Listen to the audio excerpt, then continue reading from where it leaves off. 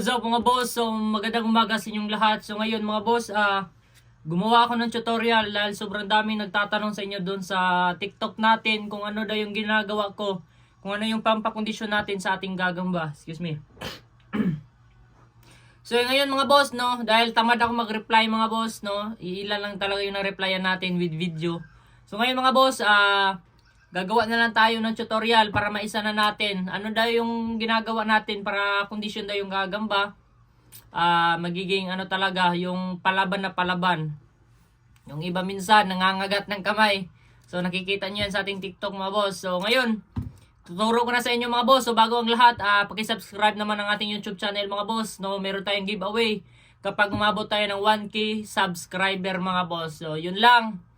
So ngayon mga boss, pinaka-importante sa lahat mga boss, diretso na dextrose powder, dextrose powder mga boss. Dapat meron kayo nito, napakamura lang 'yan. Yung bilhin niyo yung pinaka ano lang, ilang miligram to. Basta ito yung pinakamaliit mga boss, ayan. Tapos syempre mga boss, no. Tubig, kuha tayo ng tubig mga boss. So yung sinasuggest ko na tubig mga boss, distilled water o yung nabibili natin na mineral mga boss sa supermarket o yung sa mga tinda-tindahan lang. Tapos ano mga boss, kung wala kayo niyan, tubig ulan. Kung kaya nyo ano ba yung salod sa Tagalog? Basta yung magigib kayo ng basta in short mga boss, no, tubig ulan, no. Kailangan nyo lang magkuha ng tubig ulan mga boss, no. Tapos sa Bisaya kasi magsalod ng tubig ulan, ganyan. So ayan mga boss, sinisipon kasi tayo. Meron tayong plema mga boss, kaya hirap ako magsalita. So syempre, hindi mawawala bulak. Ayan. So ito mga boss, so hindi ko nire-recommend ang gatas mga boss kasi meron niyang side effects. Side effect pala mga boss, no. Nagiging pangit yung kasi pinapatigas niya yung exoskeleton ng ating gagamba. So ayan, sobrang pangit. Ayan, hindi siya bagay mga boss. Ayan. Ito yung mga gagamba natin or G. So dito mga good size to mga boss. So yung dito rin nga side, TM. So parang laruan lang. So yan mga boss, yung unang-unang gagawin natin mga boss sa paggising sa umaga. Ano mga boss, kailangan syempre, i-actual na natin mga boss, meron tayong gagamba. Ayan mga boss. Kunwari, kakagising ko lang. Tapos gusto kay kondisyon yung gagamba. Pero ito yung mga boss, di ko to masyadong kinukondisyon kasi binibenta ko lang to mga boss, no. Iba naman yung yung sarili kong gagamba. Example, ito yung sarili kong gagamba mga boss. Iko-condition ko. So, syempre pagising ng umaga mga boss, ayan. Step by step tuturuan ko kayo mga boss, detalyado para hindi kayo hindi kayo magkamali. So, ayan mga boss. Unang-una sa lahat, yung sinasuggest ko na lagayan, sobrang laki na lagayan. Hindi yung maliit, sobrang laki. Wag yung mga boss, pitak. Yung pitak, good for lang yan. Yung travel, yung may derby yan. Pwede yan. Pero yung pitak na medyo malaki mga boss, goods yan. Pero kailangan talaga, sobrang laki na lagayan. Okay na rin to, yung ganito mga boss. Basta mayroon siyang ventilation. Ayan. Ayan mga boss. Para naman, medyo makahinga-hinga konti. Gamay na noon. So, konti lang mga boss kasi okay lang yung gagamba kahit konti lang yung yung hangin. Basta importante, lagyan nyo na lang ng mas malaki para talaga mas relaxing sa tanan. So yan mga boss, balik tayo sa topic natin mga boss. So ito, hindi na umabot. So nagtatay na yung gagamba natin. So ganito yung ginagawa natin para magpatay ng gagamba. Siyempre, isa sa part ng pagpakondisyon mga boss, dapat 6 to 8 AM mga boss. Everyday, kailangan paarawan yung gagamba. Kung gusto mo malakas sa derby yung gagamba mo, wag puro G-load mga boss. Yung G-load, pampatapang yan, talaga, walang atrasan. Pero kailangan rin yung dapat mas malakas ka sa pakondisyon sa gagamba. Para talaga, malakas na malakas, promise. Palakarin mo 10 times or 20 times kung kaya mo. Kung konti lang yung gagamba mo, 20 times. Sanayin mo sa stick yung gagamba mo, boss. Hirap magsalita kasi may tayo dito. 10 to 20 times kung konti lang yung gagamba mo. Ayan. Palakarin mo ng palakarin para masanay sa stick. Tapos, ayan mga boss. Hanggang sa tumay mga boss, no? Balik natin sa lagayan. Ayan. So sa paghawak naman ng gagamba mga boss, para hindi manglagas yung kanyang balahibo or tinatawag nating yung parang tusok-tusok sa kanyang galamay or sa kanyang tiyan. Napakalaking factor niyan mga boss pagdating sa derby. Kasi yan yung nagbibigay protection sa ating gagamba para hindi agad mabutasan yung likod or yung galamay niya mga boss. Kasi pagdating sa pilian ng gagamba mga boss, kailangan yung balbo na gagamba. Kung timbangan naman yung pag-usapan mga boss, may tinitimbang naman yan. Pero kapag lang, tansya-tansya mga boss, no?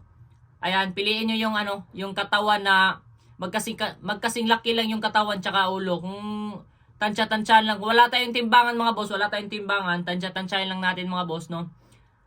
Piliin nyo yung pinaka magkasing laki lang yung ulo at katawan, tsaka mataas yung galamay. So yan siya mga boss, no? Ayan. At syempre, hindi ko suggest yung ganto paghawak mga boss, yung palaging ganto. Ito, yung ganto, ginaganto yung gagamba. Tapos pinapalabas. Kasi yan boss, na parang nalalagas ang kanyang balahibo. So kailangan lang talaga, pag hawak ng gagamba, gantuin lang natin mga boss, oh. Ayan.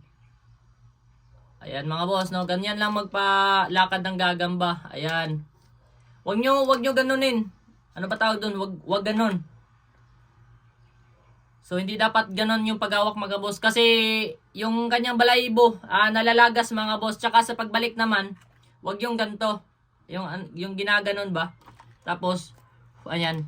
Okay lang yan pag sa spider hunt, pag nag-i-spider hunt tayo, okay lang yung ganon. Pero kapag na boss, kapag nasa iyo na yung gagamba, tapos nagko-condition ka, wag mo na yun gawin. Kumuha ka na lang ng paleta mga boss. Ako wala akong paleta mga boss, no. Basic lang kasi sa akin pasok ganyan lang, oh. Oh, easy. So ayan. So tapos na natin palakarin sa stick mga boss. Napatay yung gagamba, syempre. Bago niyo ilaban mga boss, conditionin niyo muna mga boss. So ito, kuha tayo ng tweezer mga boss. Ito, tweezer to ng natin eh. Yung pag-aayos natin ng cellphone kasi nag-aayos din ako ng cellphone mga boss. So ito, kinuha ko na tweezer. So yun mga boss, nasa na yung gagambang kinondisyon natin kanina. Ito ba yun? Ito. So yan mga boss, no. Ito, meron na akong nilagay mga boss. Nakalimutan ko mga boss, no. Isang kutsara nga pala mga boss, no. Dextrose. Isang kutsara ng dextrose mga boss. Tapos, kung meron kayong tubig ulan, goods. Pero kung meron kayong distilled water, yun mga boss, konti lang tubig. Ito, dinamihan ko na kasi sobrang dami ng gagamba ko. Ayan. I-mix nyo lang mga boss. Tapos, maglagay lang kayo ng bulak or sa Bisaya, gapas mga boss. Ganyan, no. Bilutin nyo lang. Wag na kayo gumamit ng gatas mga boss. Good for once lang yan. Pero kapag paulit-ulit, wag na boss. Napakapangit ng resulta niyan. Bilis tumanda ng gagamba mo niyan, boss. Sinasabi ko sa inyo. Ayan. So, pag nalagyan na natin, boss, no? Syempre. Ayan. Kuha tayo ng tweezer, mga boss. Ayan, tweezer. Tapos, lang natin, ipupoint lang natin dito sa ating gagamba. Or ilalagay lang natin. Sila naman yung sisip-sip dito, mga boss. Ayan, no? Ayan mga boss. Ayan, oh. Ganito yung sinasabi ko sa inyo mga boss, no. Ayan. Lagay nyo lang yan. So, ganun lang mga bossing yung gagawin natin. So, after nyan, so nakalimutan ko mga boss, baka hindi kayo nakapanood ng last video natin or yung mga past videos natin mga boss. Sa pagpakain naman, para ma-maintain yung katawan niya mga boss, huwag yung pakain ng pakain. Nagiging butchog yung gagamba nyo. Kahit anong klaseng gagamba na meron kayo na sobrang ganda, magiging pangit yan pag di kayo marunong magpakain. So meron tayong interval mga boss. So suggest natin mga boss 2 to 3 times per week mga boss, no. Tapos yung pagpakain mo naman mga boss, no, kunti lang. Sobrang kunti lang mga boss na magkalaman lang kanyang tiyan. Huwag na yung yung ibigay mo lahat, yung insekto, ipakain mo lahat. Huwag yun boss, no. Parang butil ng bigas na niluto. Or yung kanin pala, yung isang kanin, isang butil ng kanin. So, ayan mga boss, no? Pag naluto na, kanin. So, yun siya mga boss. Ganun lang kaliit. Itansya mo lang kung gaano kalaki yung gagamba mo. Kunwari, ito mga boss. Ito, TM size. Good size pala to mga boss. ano lang, parang munggo. Parang munggo lang yung ipapakain mo. Tapos mga boss, eto, pagkabukas naman, kukunin natin yung tubig, tatanggalin natin, lilinisan natin yung kanyang lagayan. Para magiging fresh ulit ang kanyang ano. Kasi nakakamatay mga boss, no? Sa aking experience mga boss, dahil sobrang tagal ko na naggagamba. Tapos nagpipet ako ng gagamba dati nung hindi pa uso yung gagamba sa online. So, nagpipet na ako ng gagamba mga boss. So, sa aking experience mga boss, isa rin sa nakakamatay sa gagamba kapag madumi ang kanyang lagayan. So, kahit 3 times a week mga boss, no, kailangan linisan mo yung ano, yung lagayan. So, ayan mga boss. Ano pa na kulang sa nasabi natin? Hipon pala mga boss, no? Hipon is the best mga boss, no? Kung meron kayong pera mga boss, suggest ko sa inyo kung hindi nyo kaya bumili hipon ng 1 kilo. Na konti lang yung gagamba mo, huwag kayo bumili ng 1 kilo mga boss. Pag bumili ng isda yung nanay nyo boss o yung mama nyo, kapag bumili ng isda, manghingi kayo ng hipon sa tendera mga boss, 1 or 2. Hingin nyo yung hipon. Kumbaga, kailangan bumili muna kayo ng isda, tsaka isama nyo na rin yung 2 hipon mga boss. So, ganun yung ginagawa ko. Kasi yung 1 hipon mga boss, good for, ano na yan, 1 month. Kaya, sobrang tagal maubos na. Depende kung gano'ng karami yung gagamba nyo. So yun mga boss, hipon, ano pa ba pwede pakain? Kung wala kayong hipon mga boss, magtiyaga kayo, titira kayo ng ano, patayin niyo yung mga insekto mga boss. Mas maganda yung buhay, pero kapag langaw mga boss, hirap kunin yan kapag buhay. So kailangan tirahin niyo na ng goma mga boss or lastiko. Pero kapag wala kayo ng ganyan mga boss, magtiyaga kayo, kuha kayo ng mga insekto. Dapat yung mas maliit pa sa gagamba mga boss, no? Kung yung kaya lang sa gagamba, yung hindi nang lalaban. Yan mga boss, no? Tapos, ano pa ba kulang? Ito mga boss, meron tong kulang eh. Lagayan, dito sa bandang ilalim mga boss, kailangan yung magandang, kumbaga sa tao pa, magandang ano, tulugan. Ano ba tawag dito? Ano ba yun? Ano ba tawag dito sa ano sa Tagalog? Di ko kasi alam anong tawag nito sa Tagalog. Pero sa English mga boss, ito yung tinatawag na coconut mesh or sa Bisaya, ginit. Nakikita niyo yan sa ano mga boss, niyog or lubi. Meron tayong makikita diyan na ano diyan, parang ano, parang papel ba yan? Hirap kasi i-describe mga boss. Basta yung kulay brown, yun mga boss, no, ilalagay natin dito sa lagayan ng gagamba kasi isa yun sa nagpaparelax sa ating gagamba mga boss. Kapag ganon, yung sobrang gaspang, yun yung isa sa nagpaparelax sa ating gagamba mga boss, no. Ano pa ba kulang? Ayan, lagyan nyo ng dahong laya or dahong ano ba sa Tagalog yung laya? Dahong tuyo mga boss, no. Kasi nire-recommend ko dati kung saan nyo nakuha yung gagamba. Kung galing sa maisan, kuha kayo ng kunting dahon ng mais. Lagay nyo doon. Kung galing sa bayabas. Pero kung tamad nyo naman kayo mag ganon mga boss, kuha na lang kayo ng dahon ng kahit ano. Basta yung tuyo, yung magandang titirahan ng gagamba. So, pasensya na mga boss hindi talaga ako Tagalog mga boss, pinipilit ko lang, no? Para maintindihan natin kasi majority sa followers natin or subscriber, Tagalog mga boss. Ayan. Ano pa ba kulang sa conditioning natin mga boss? Ayan, meron ako idadagdag dito mga boss, no? Sa condition pala mga boss, kung upgraded na to mga boss, no, 2024. Pwede ito sa gagamba, maglaga kayo ng bayabas mga boss, tsaka dextrose, kunting bayabas lang mga boss, no, dahon ng bayabas. Lagain nyo, ano ba sa Tagalog yung laga? Basta yung pinapakuluan mga boss, no, para lumabas yung katas. Tapos ano mga boss, 1 kutsara pa rin ng dextrose. Lagyan nyo ng asukar, konti lang, kalahating kutsara mga boss, asukal, tsaka tubig pa rin. Yun pa rin yung sinasabi ko na tubig ulan or yung nasa mineral mga boss, ganon. Tapos i-mix nyo lang mga boss. So kailangan maligamgam mga boss, hindi init. Tapos ipainom nyo yan sa mga sugatan na gagamba or yung mga nanghihina, promise. Balik sa kondisyon yan mga boss. Malaking tulong yung yung bayabas. Gamot sa tao yan eh. So ganon rin sa gagamba mga boss, no. Nag-experiment ako niyan, tapos sobrang effective. So ituturo ko sa inyo mga boss. So sana meron kayo na naintindihan sa sinasabi ko kahit hindi ako straight Tagalog mga boss. Ayan. So next video na naman mga boss, no? Kung gusto nyo kung paano pumili ng gagamba. So disclaimer lang mga boss, hindi ako naglalaro ng derby pero meron akong idea. Meron akong experience mga boss, no? Alam ko yung palakaran sa derby mga boss. Pero hindi ako nagde-derby mga boss kasi bawal 'yon. Para sa amin, no, bawal 'yon yung derby kasi sugal na 'yon mga boss. Hindi ako nagsusugal mga boss, no. Literal na gagamba lang talaga yung ano natin. Gagamba lang talaga yung pakay natin. Wala na tayong diyan. Out na tayo diyan sa derby mga boss. Pero meron akong idea mga boss na ituturo sa inyo kung ano talaga yung pinakamagandang